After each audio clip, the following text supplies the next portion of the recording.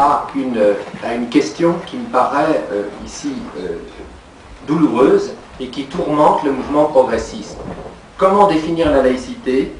Et l'ayant définie, ne risque-t-on pas de s'entendre objecter par les tenants de la lutte pour la justice sociale que cette définition est abstraite par rapport aux graves problèmes de l'heure?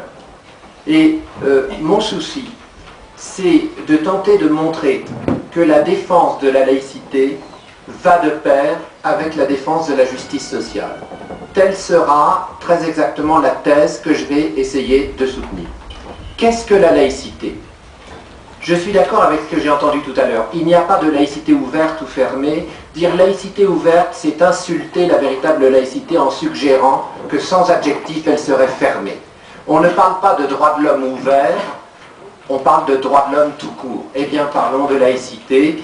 Qu'est-ce que la laïcité? Eh bien, c'est, je le rappelle, selon l'étymologie très éclairante du terme grec laos, qui veut dire unité de la population, c'est le principe d'union de tous les êtres humains sur la triple base de la liberté de conscience, de l'égalité de statut des options spirituelles, qu'importe comment s'appelle cette clarté sur leurs pas, que l'un fût de la chapelle et l'autre s'y déroba, celui qui croyait au ciel, celui qui n'y croyait pas. Vous reconnaissez le poème d'hommage de Louis Aragon à l'union des croyants, Honoré d'Estienne d'Or, et des athées, Gabriel Péry, dans la résistance à l'oppression. C'est donc le principe, deuxième principe, l'égalité de traitement de toutes les options spirituelles, qu'il s'agisse de l'humanisme athée, de l'humanisme agnostique ou de la croyance religieuse. Cette égalité interdit évidemment tout privilège public des religions. Elle interdit également tout privilège public de l'athéisme. L'Albanie stalinienne décrétant que Dieu n'existe pas bafouait autant la laïcité que la Pologne catholique interdisant l'avortement sous prétexte de croyances religieuses. Donc la laïcité n'est pas une option spirituelle parmi d'autres, elle est le principe de traitement égalitaire de toutes les options spirituelles.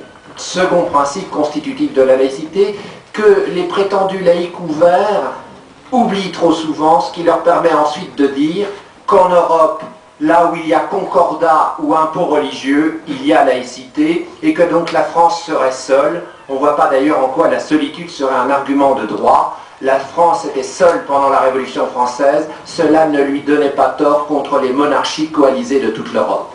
Donc effectivement, le deuxième principe, c'est l'égalité de traitement de toutes les options spirituelles. Et le troisième principe, qui va de pair avec le second et avec le premier, c'est que la puissance publique ne doit promouvoir que l'intérêt commun à tous.